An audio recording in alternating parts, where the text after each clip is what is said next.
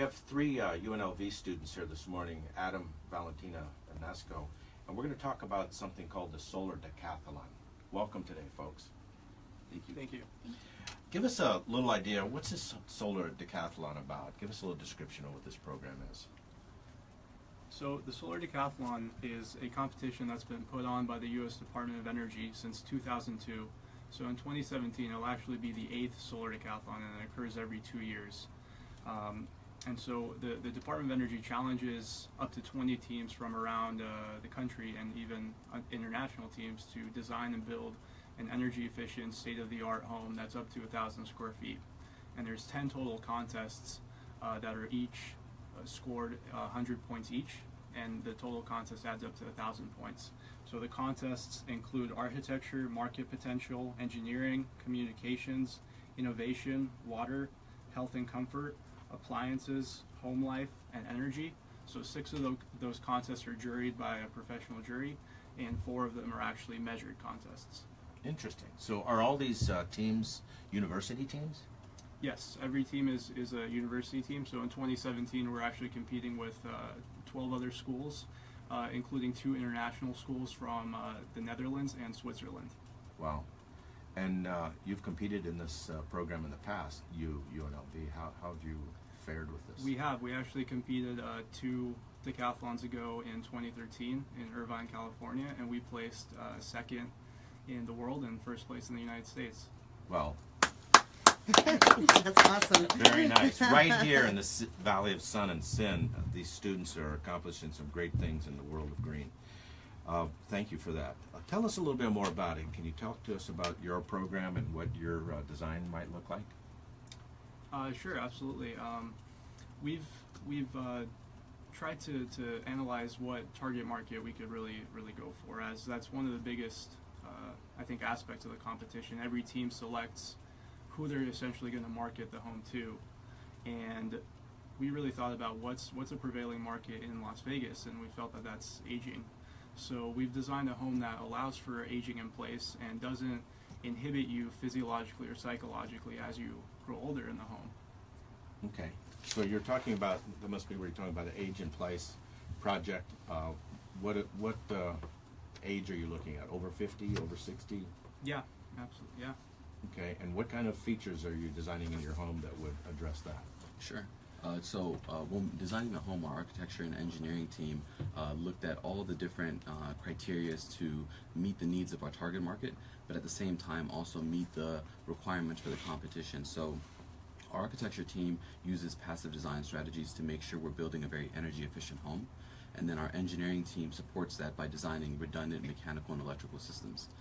Then to specifically meet the needs of our target market, we look at how we can include accessibility into the cabinetry, so we have adjustable countertops and shelves, which might seem almost luxurious in some homes, but for a lot of individuals in this specific range, this target market range, accessibility is a very, very key feature, and it's something that can be taken for granted. And then secondly, our engineering team is also working with medical groups to actually implement fall detection in the home and really add that second layer of redundancy as well as safety and security for the individual living within the home. Wow, that's good stuff. How about the comfort features in the home? What can you tell us about that? Sure. So one of the, as I mentioned earlier, we have redundant mechanical systems, and so what we've done is we've actually implemented 3 heat pumps throughout the home that can meet a lot of the cooling loads that you would have here in Las Vegas, but they're also unique in that during the rest of the year they can actually run independently of each other, so it's really easy to kind of do maintenance on the systems without having to discomfort the individual. And then we support a lot of our heating as well as hot water systems within the home by using solar thermal, and we actually implement that in a unique way. We have an integrated mechanical unit that can actually be implemented on any home and can provide both heating and hot water with an on-demand electric hot water heater as a redundant backup. Redundancy is a very big key thing within our home. We want to make sure we're providing comfort, but at the same time we're providing redundancy so an individual can have that comfort year round. And our electrical systems work in a similar fashion. We have a backup battery as well as an inverter with islanding capabilities that can provide electricity to critical loads, meaning that very important electrical devices that you might have in your home, such as a refrigerator, medical equipment, and in our case, a lot of the automation and fall detection that goes within the home. Wow, a lot of safety features too then. Absolutely. We want to make sure that the people living in the home are comfortable and are safe. And how about the fit and finish or the aesthetics of the home? So the aesthetics of the home really speak to, I think, a Las Vegas style, which is mid-century modernism. So we're trying to appeal to both the target market and create a home that's beautiful, that's safe, and is large enough to accommodate your needs. So we're actually maximizing the square footage to be 1,000 square feet, which is what the competition allows us. So we've designed it in 2 modules that can be shipped individually and then assembled on site at the competition and then brought back to Vegas where we'll have a permanent resting location for the house. And we're currently looking for the final resting location. And do you have buyers for these homes on a scalable basis going forward? We haven't researched that aspect too deeply yet. We're working on creating a final cost estimate for the home to really figure out where the price will range, but we're aiming to keep it under $350,000. One of the aspects of the competition in itself is that all the plans for the home are actually available to the public. So we wouldn't actually be able to sell this home, but it would actually be available for anyone who is interested in recreating the home for themselves. And that will be all released once the DOE, once the competition's done. I see. So you just come up with a design, not a manufactured home as such. So does somebody buy this design, or is this design available for free? For example, the design you did in the past. So that's actually all in the public domain. So once the competition is over, the DOE will actually post all of our construction documents, project manuals, any code if there's automation involved. And it's really the DOE's way of providing the community, the country, and really the world, because this is an international competition, with the means to understand how to design a very energy efficient home that also has a lot of sustainability and redundant systems built into it. Wow, that's pretty exciting. And can you give us any highlights on the home you're looking at this year that might pique somebody's interest? I think mainly because I'm on the engineering team, I think a lot of the different engineering implementations that we have in the home, the redundant systems, a lot of the fall protection, a lot of the automation, the data collection that we have in the home, I think those are some really key features. I'll let NASCO mention some of the architectural features that we have. You know, we've also tried to make the home as large as we possibly can for 1,000 square feet, and we've built an open floor plan that feels very comfortable. We've built a lot of daylighting into the home as well, so we have a lot of glass, but we're using energy efficient triple pane glass to mitigate our heat loads in Las Vegas. We also have deep overhangs on the east, west, and south side of the home to also help with reducing heat loads in the summer. And the whole house is built to be entirely wheelchair accessible. So every room is fully wheelchair accessible to provide that comfort for someone that could be wheelchair impaired.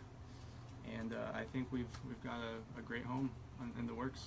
So these are all single-story homes, of course. Yes. Standard 36-inch doorways, I assume, for entrance and egress. Mm-hmm. How about safety systems, fire, smoke, that kind of thing? So the house will actually be fully sprinklered.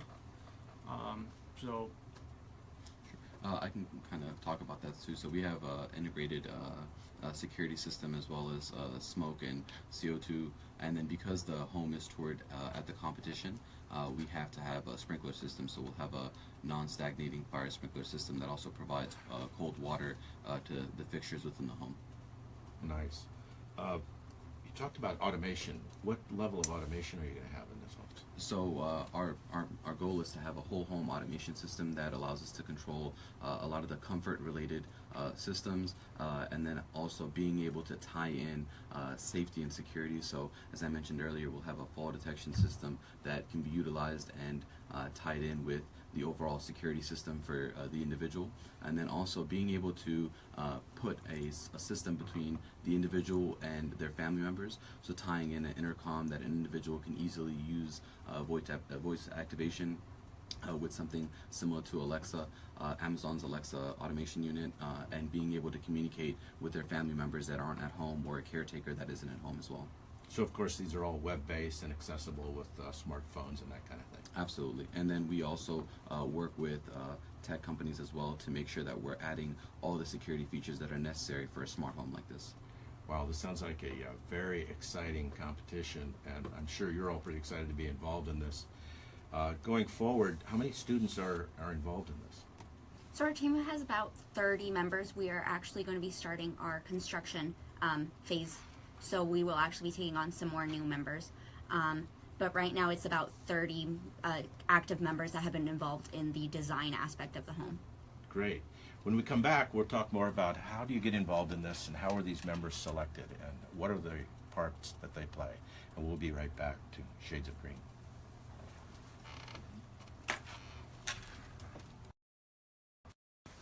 All right, be sure to come back and join us for the third segment of Shades of Green.